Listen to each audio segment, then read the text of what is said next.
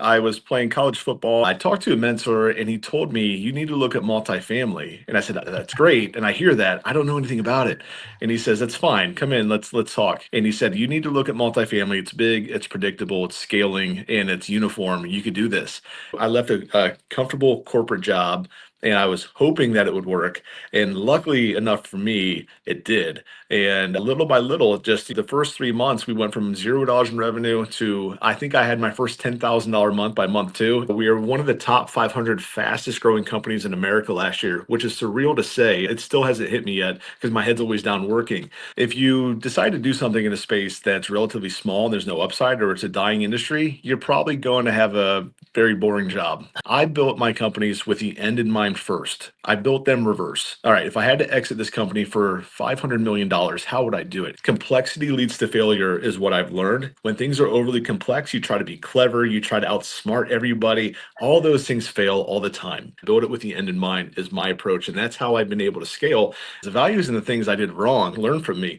At the same time, we didn't know what it was until we tested a little bit. Where I messed up at the most earlier on was not managing the non-negotiables up front, not having an upfront contract with early employees or vendors or things like that. I realize now, I wish I would have started with this open book. Say, hey guys, we did our first $1,000 in revenue. We all celebrate.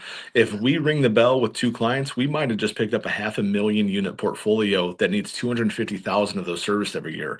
For us, we wanted to update and innovate the housing space. We wanted to share convenience. Our purpose is to foster well-being by beautifying spaces. Who knows? Maybe this is just a transcript and this is my AI clone and this is who's talking to you right now. If you try to sell like 25 things, hey, what's your pain point? Oh, I don't care about that. Look what I can do for you. You're going to lose. If you ask them, hey, what's your biggest stressors today? But just automating, know your numbers, know what you're trying to do and why, and be super laser focused on changing those dials. So AI is going to improve quite a lot. Our first focus with it is the customer experience. That's so quality of life, user interface, all those things. If we can improve the customer experience first, it's going to result in retention and new revenue. So that's our focus first and foremost. If you could save 5% of someone's day here and 10% there and 20% there, and you cut out the things that they hate the most, they're going to perform super. So all around the board, that's my cadence, my rhythm, where I'm focused on. Again, it goes back to calling, searching for like databases, for example. We rely on a lot of AI for that. Answering services, that's a big one too. But all of those things, the goal is to improve customers and team members. You need to convince people we're solving a huge need. There's a ton of upside. We're going to create massive amounts of jobs, and we're going to do some really interesting things here. It tells them what plot of land to build a house on. Whereas if you just say, "Hey, build this cool house," and there's no direction, there's nothing. Guess what? You might be moving to Connecticut. But long story short, like that side is very important. I don't need to have it all to myself one day. I don't mind breaking bread. You need to come up with processes where more of a generalist can follow this and have great success.